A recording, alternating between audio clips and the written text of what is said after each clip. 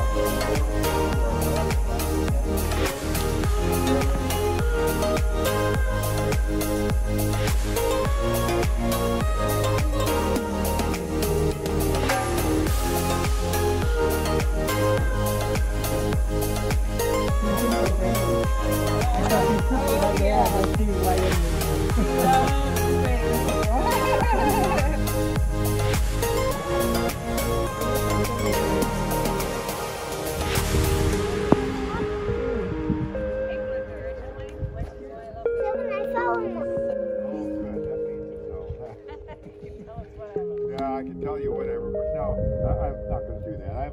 I'm a pilot myself, and I do fly some World War II. Watch office.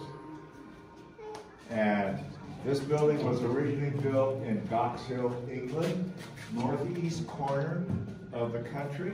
The base was closed at the end of World War II, and the buildings were remained. We acquired views at the airfields. From here, they were control of the airfield. And if you look out through the windows where we've got the curtains open, we put up blackout curtains. And to give you some sirens, Claxon is the company that built these during the war. They were either hand cranked or electrically operated. If it were going to be a gas attack, in addition to this air raid siren, all right, what we have here on the wall is the site plan for the Gox Hill Air Station. The Army renamed it, Army 8th Air Force, I'm sorry. Oh. That was you. It was you.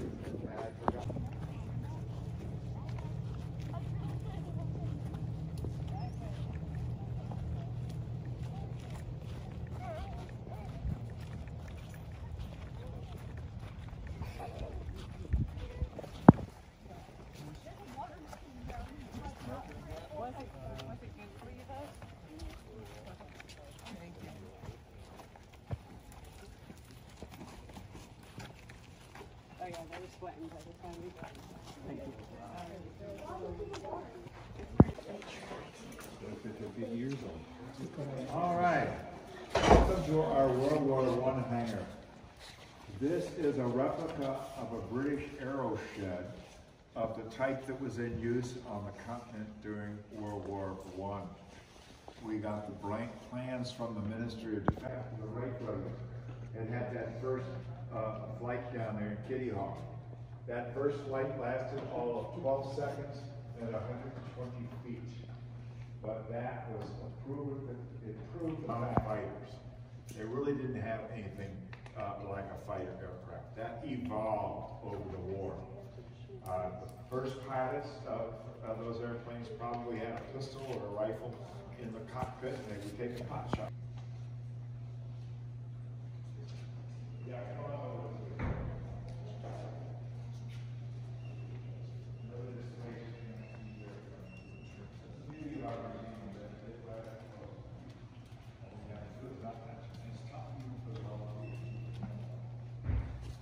Airplane I'm stopping by here is an example of a British lighter from World War I.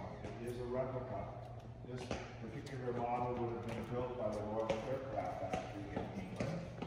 And this is one of the airplanes that shows the two machine gun mounting possibilities that were used during the war.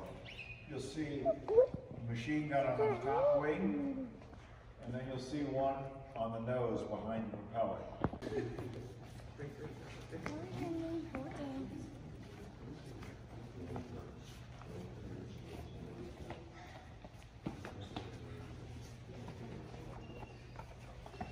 All right, I'm stopping here by this vehicle. Obviously not an airplane, but it has some significance. This is a replica of an American Field Service ambulance used in World War I on the European continent. They were driven by Red Cross volunteers.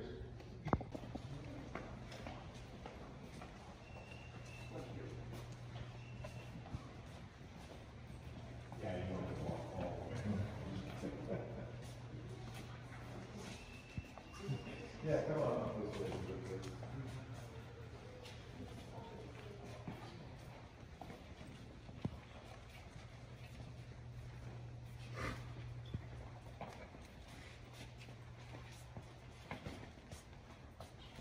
All right, airplane behind me is an example of a French airplane called the Valerio.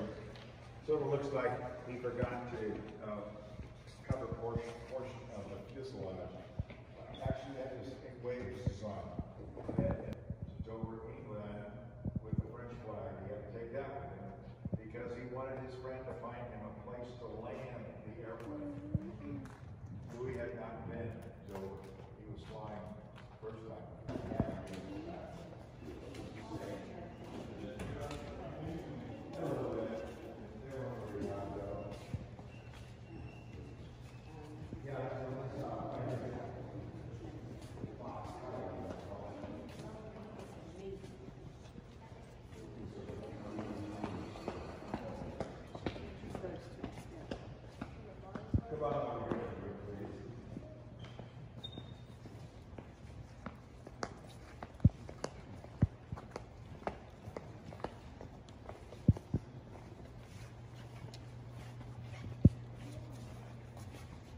Okay, come on over, folks. The airplane behind me looks like a box kite, something you see on the beach in kite flying day. Well, this is called a Curtiss pusher. Pusher because it was designed with the engine sitting behind the pilot and the propeller back there. So it pushes the airplane through the air. Whereas if you have the propeller on the nose, in those days they would have called it a tractor airplane because it was pulling the airplane through the air. Curtiss built this aircraft, convinced he and the Navy got together and decided to see if they couldn't fly an aircraft off of a ship. So what they did was they built a platform. This is a picture of that first takeoff. They put a platform, a wooden platform, on the very front of the USS Birmingham out here in the Hampton Roads Harbor. This airplane took off, and this is that first takeoff. The pilot landed over on the north side by Fortland Road, north side of the bay here. So that was the first time an airplane flew off a Navy carrier. They took, not a carrier, a Navy ship. They took the airplane out to San Francisco, California, and in the bay, they built another platform, this time on the back of the USS Pennsylvania, successfully landed an airplane and then took it off from the ship. Now the fellow that was doing the flying was a man by the name of Eugene Ely, and Eugene didn't swim. So he asked the Navy, and see if they kept my picture, yep, they did. He asked the Navy for a life preserver to carry, wear on the airplane. It was too big. It's wooden, carved, bulky. And so what he did was, and this picture shows, he went and got some bicycle inner tubes, blew them up, and as you can see, crisscrossed them across his chest, tied it around his waist with a piece of rope, and that was going to be his life preserver if he had to go into the water. Fortunately, he did not. As awkward as this airplane looks, it's in a flying condition. It was probably we started flying in about 2012. It was built by a retired naval aviator, William Kuba, and he flew it up and down the East Coast here to commemorate the 100th anniversary of naval aviation. We still fly it today. We've got one of the pilots will get out there and fly it, not me. It's like it just flutters around. Not a very stable airplane. Most of us have heard about Snoopy and the Red Baron, right?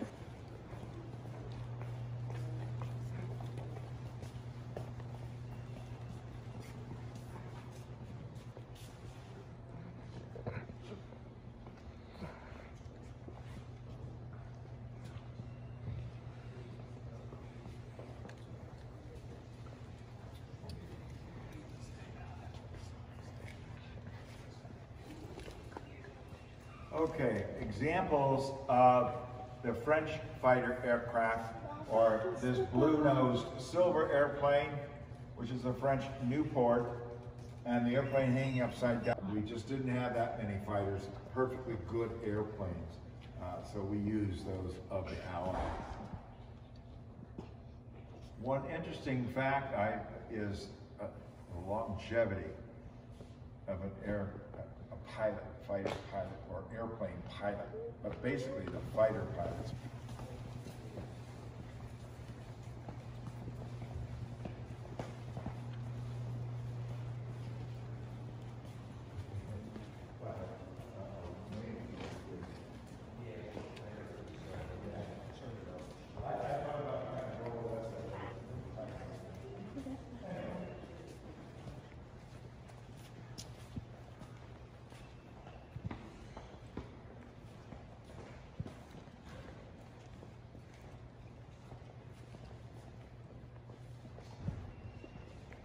Over in this part, against the wall here of the hangar, we have a model, a replica of a wing. So you can see what it looks like, the wooden construction over here, and then cloth is put over it. So that's example is right here where I'm standing, the uncovered wing.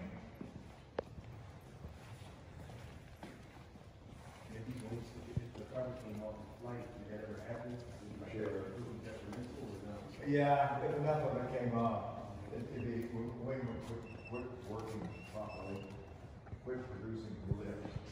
And that's what keeps us in the air. So this is that example I want to show you right here. So that's what it looks like underneath. The replicas that we have here in the museum are metal framed, but they are cloth. All right. So I'm going to head us over to the German hangar, and we'll meet at the front door here, please. Where you put your bag on?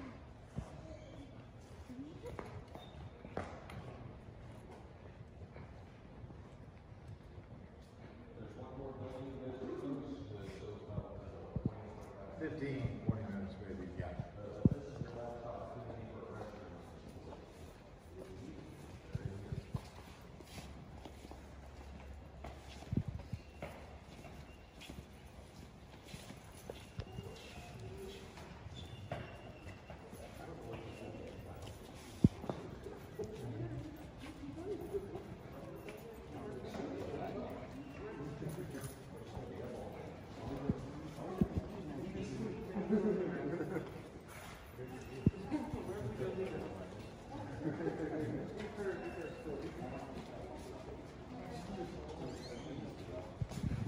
After the war, some years later, it closed.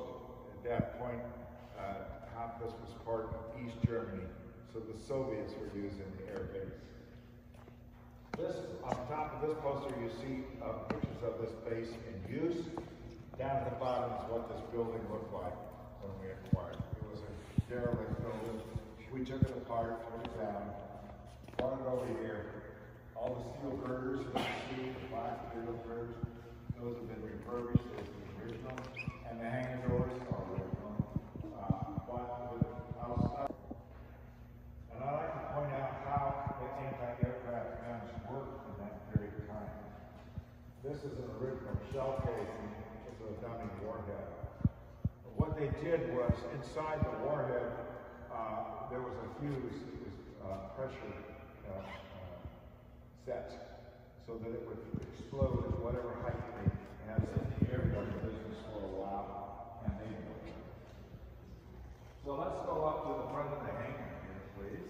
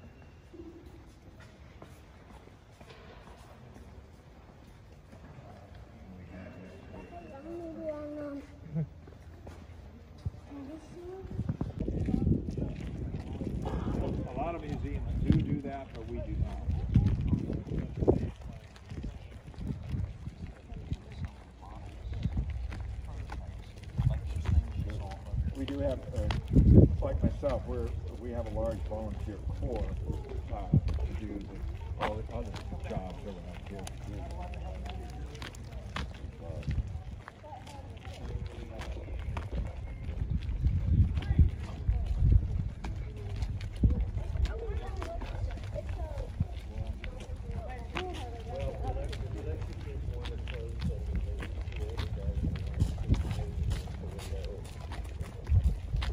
Pass that point with the red nose and go right under the bomb.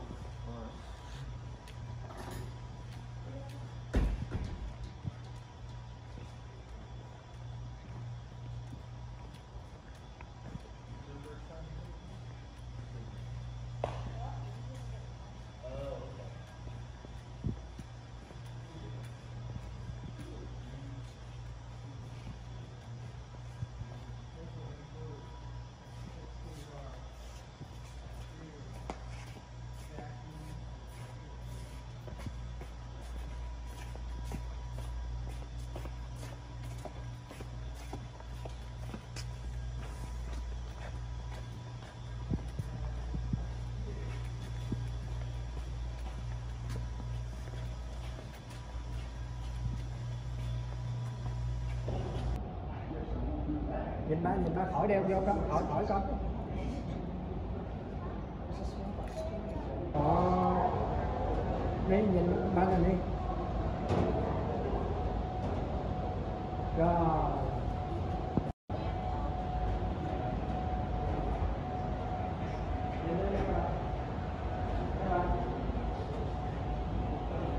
Đi nhìn ba đi. Đi nhìn ra. Đi. Đứng ta đi thôi, đi thôi. Nhìn ba nè. Hai đứa đứng ra đây. Cởi khẩu trang ra, có ai đi đâu không? Cởi khẩu trang ra. Nè, nhìn ba nè. Cái Bình, cái đi, nhìn ba nè. Đấy là ba. Cái đi. Mua vé đó con.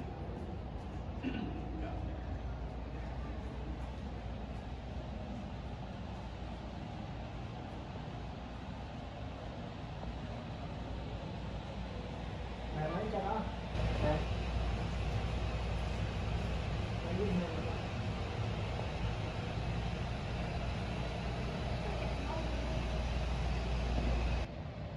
Nhìn ba này.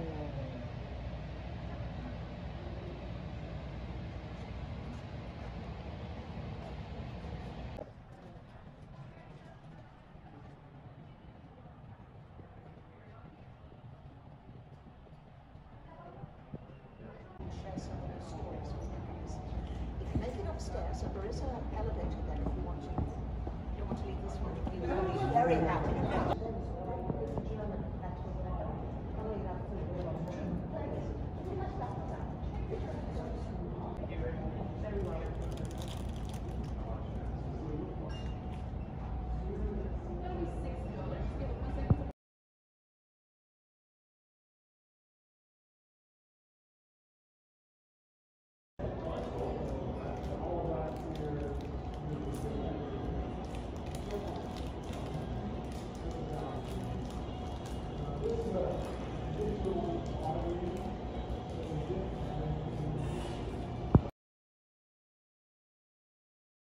Ủa mất gái đâu nè.